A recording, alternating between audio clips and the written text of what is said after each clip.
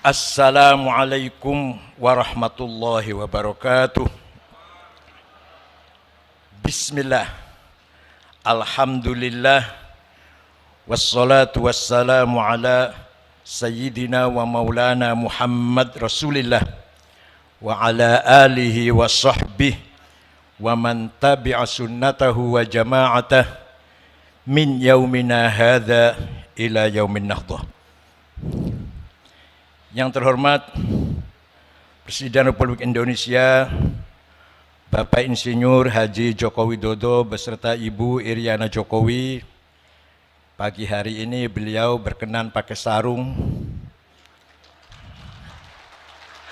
Yang terhormat Bapak Wakil Presiden Republik Indonesia Bapak Profesor Dr. Kiai Haji Ma'ruf Amin, yang sesungguhnya beliau adalah Mustasyar PBNU, juga pakai sarung, beserta Ibu Wuri Estu Ma'ruf, para Menteri Kabinet Indonesia Maju, ada Gus Menteri Yakut Khalil Bisri Mustafa, ada Bapak Pratik, Profesor Dr. Pratik, Menteri Sekneg, para pimpinan lembaga negara,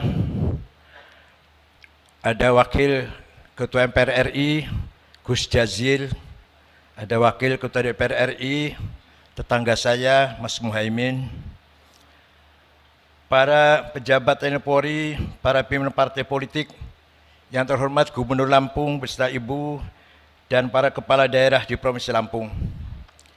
Al-Mukarram Rais Am PBNU, Hadratis Syekh Kiai Haji Miftahul Akhyar, Azzahullah, beserta seluruh jajarannya, pengurus Tanfidiyah PBNU beserta pimpinan lembaga dan banom di lingkungan NU, para pengurus wilayah dan cabang dan ulama, serta para pengasuh pondok pesantren di Indonesia, hadratil mustasyarin, hadratil ru'asa isyuriyah, ashabal ma'ahid, ashabatul kisufiyah, al-mu'tabaru an-nahdiyah, wa ala ra'sihim ar-ra'isul am, Sayyidina wa maulana Habib Lutfi bin Hashim.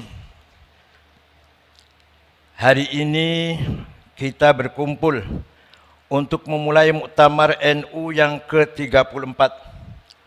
Alhamdulillah, segala puji hanya milik Allah yang menakdirkan kita menjadi saksi pergantian abad jam'iyah ini. Usia panjang jamaah dan jam'iyah Nahdlatul Ulama adalah bukti kasih sayang Allah Subhanahu wa ta'ala. Seabad yang lalu kita sama-sama tahu NU berdiri sebagai jawaban atas pertanyaan dan tantangan zaman. Islam harus terlibat memberi warna pada zaman yang tak menentu, mencari-cari cara agar cahaya Allah terlihat terang dan tak padam oleh kekufuran. Para kiai terpanggil untuk menjawab tantangan dunia yang sedang bergolak dari sudut pandang agama. Pada tataran global, Perang Dunia Pertama baru saja usai. Sistem monarki berbasis agama mulai terasa tak memadai, dan gelombang wahabisasi sebagai embrio radikalisme berkibar di Hijaz. Sementara di Nusantara, patriotisme mulai menemukan bentuknya. Perlawanan terhadap penjajahan, kemiskinan, dan ketidakadilan bermuara pada apa yang hari ini sering kita kenang sebagai era kebangkitan nasional.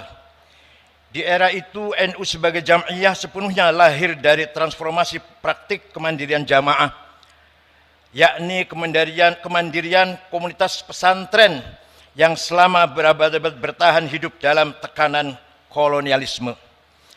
Agustus 1945, bom atom sekutu meledak di Nagasaki dan Hiroshima. Ledakan itu menandai akhir Perang Dunia Kedua, sekaligus membuktikan betapa akselerasi teknologi bisa sedemikian merusak kehidupan bersama. Sesudahnya dunia menyaksikan satu demi satu kelahiran banyak negara bangsa. Dunia berubah, umat manusia lalu terjepit di antara dua pilihan masa depan. Pilihan untuk menjadi negara sekuler atau menjadi negara agama. Suasana zaman pada saat NU lahir diliputi pertanyaan besar. Apakah selepas perang demi perang, setelah begitu banyak darah tumpah, kita sebagai umat manusia bisa hidup untuk saling berbagi di atas bumi Allah? Kalaupun bisa, bagaimana caranya? Belasan tahun hidup di Arab membuat saya menghayati arti penting NU untuk Indonesia dan dunia. Dengan segala hormat, di Arab agama sedari awal tidak menjadi unsur aktif dalam mengisi makna nasionalisme. Bila Anda membaca sejarah dan naskah konstitusi negara-negara Arab, Anda akan segera tahu betapa mahal dan berharga naskah pembukaan Undang-Undang Dasar 45 yang kita punyai. Di Arab, pejuang nasionalis bukan pejuang agama. Pejuang agama bukan pejuang nasionalis. Di Indonesia, Hadrat Syekh Ghazi Hasyim Asy'ari, pejuang Islam, dalam waktu yang sama pejuang nasionalis. Di Timur Tengah, tidak banyak kita jumpai ulama yang nasionalis, sebagaimana sangat jarang kita ketemukan kaum nasionalis yang sekaligus ulama. Sebagai akibatnya, nasionalisme dan agama seringkali bertentangan, lalu lahirlah satu demi satu konflik-konflik sektarian. Apa yang kita saksikan sekarang di Palestina, Myanmar, Rohingya, Israel, Somalia, Suriah, Yaman, Afghanistan hingga Afghanistan adalah rangkaian ketidaktuntasan menjawab tantangan zaman.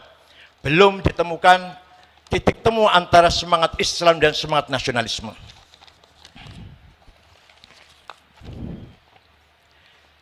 Nasionalisme dan agama adalah dua kutub yang paling menguatkan. Keduanya jangan dipertentangkan. Demikianlah pusaka wasiat dari Hadrat Syekh Hasyim Asy'ari yang diamini dan disuarakan ribuan ulama pesantren. Dan dengan demikian, kita mengerti bahwa ujian atas sikap tawassut, ujian moderasi polarisasi dua kutub ekstrim memang sudah khas NU sejak awal mula pendiriannya. Mereka yang tidak paham sikap NU atas HTI maupun FPI barangkali memang belum mengerti betapa berat amanah moderasi kutub-kutub ekstrim di negeri ini. Bagi NU dan pesantren, menjaga NKRI adalah amanah, karena hanya dengan bersetia kepada konstitusi, tatanan beragama dapat diselenggarakan. Sikap tawassut atau moderat mustahil tercapai tanpa kemandirian.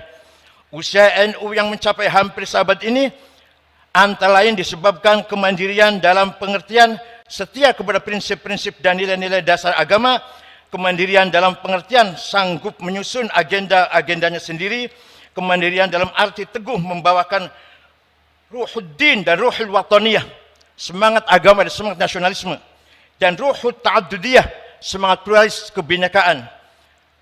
Kemandirian dalam bidang politik, ekonomi dan budaya, kemandirian dalam arti sanggup bergaul dan berbagi dengan siapa saja sembari menjaga harga diri.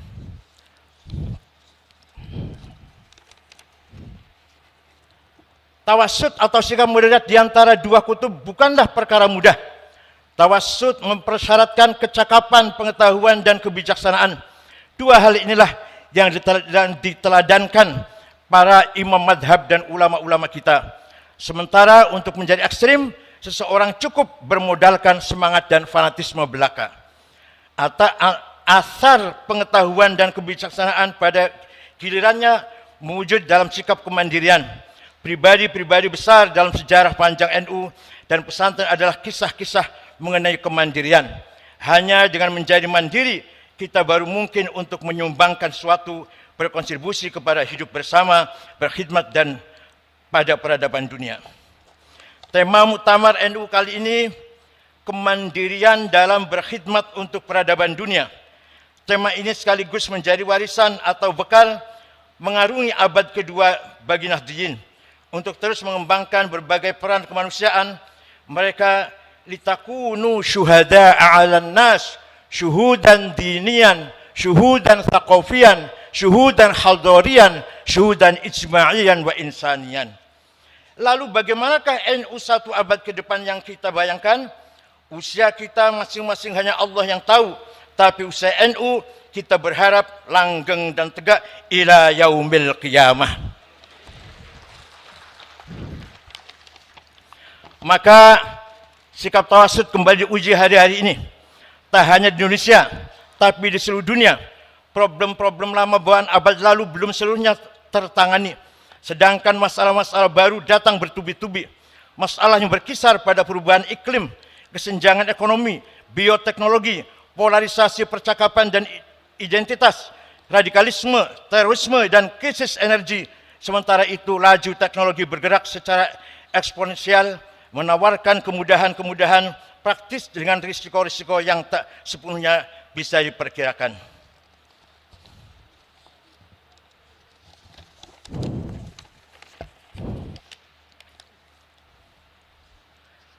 Dari sudut pandang santri dan pesantren, visi membangun dengan 5 jenis kekayaan. Visi sebangun dengan 5 jenis kekayaan yang dimiliki oleh bangsa Indonesia. Pertama, as-sarawatil ijtimaiyah, sosial kapital. 17.000 lebih pulau, 300 etnis, 1.340 suku bangsa, 1.211 dialek bahasa adalah fakta keberagaman dan kemajemukan bangsa ini. Kemajemukan yang disatukan di bawah tenda besar Pancasila dengan semangat Bhinneka Tunggal Ika. Di tenda besar itu ormas-ormas keagamaan berperan sebagai semen perekat sosial.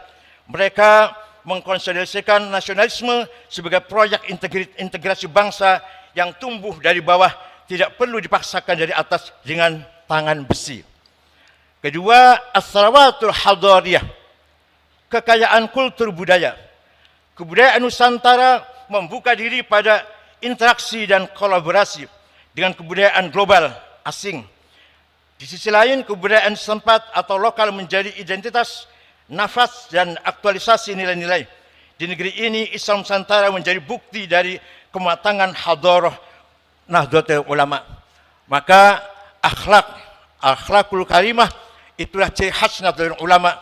Wa innamal umamul akhlaqu ma baqiyat fa inhumu zahabat akhlaquhum zahabu.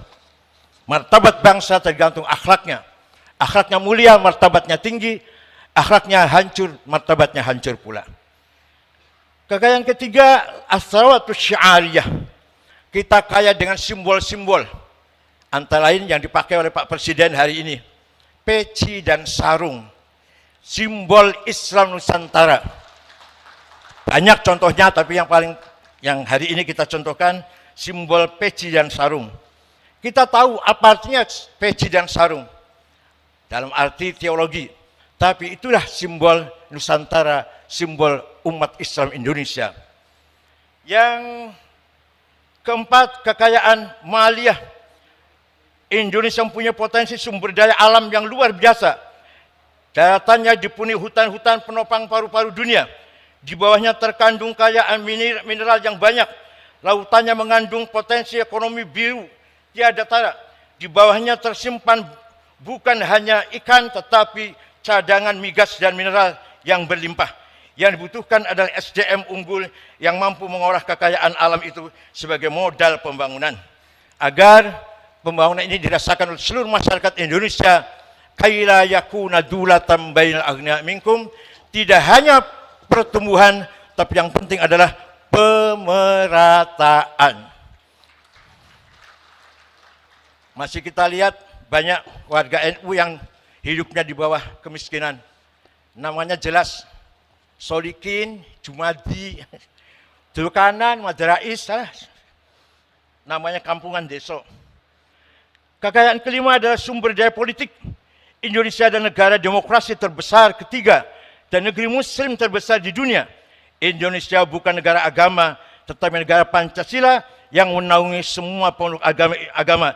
Islam berjalan seiring dengan demokrasi, stabilitas politik, dan pertumbuhan ekonomi. Memang bukan hal yang mudah. Bangsa ini sudah diuji oleh berbagai prahara sejarah. Setiap kali jatuh, bangsa ini bangkit lebih tinggi lagi. Dan dari sana kita yakin bahwa sepanjang cara kita mengelola demokrasi didasari kemaslahatan bersama, kemauan untuk mendengar, kejernihan, akal budi, dan kelapangan hati untuk menerima perbedaan, maka bangsa besar ini akan semakin terhormat dan bermartabat, dan pada saatnya nanti aktif berkiprah dalam mendorong dunia yang lebih damai, aman, dan beradab. Saya singkat saja sambutan ini. mengingat waktu Presiden yang sangat padat acaranya, sebelum saya akhiri sambutan saya ini, saya mohon dengan ikhlas bacaan Al-Fatihah untuk almarhum wal maghfurlah Kiai Haji Sya'roni, Khatib Syuriah Jawa Tengah, NU Jawa Tengah, yang meninggal di Rumah Sakit Cipto, turun dari kereta menuju ke Lampung ini, turun di Stasiun Gambir, sholat subuh, istirahat, tidak sadarkan diri, dibawa ke rumah sakit, kemudian meninggal dunia. Mudah-mudahan arwahnya diterima di sisi Allah. Al-Fatihah.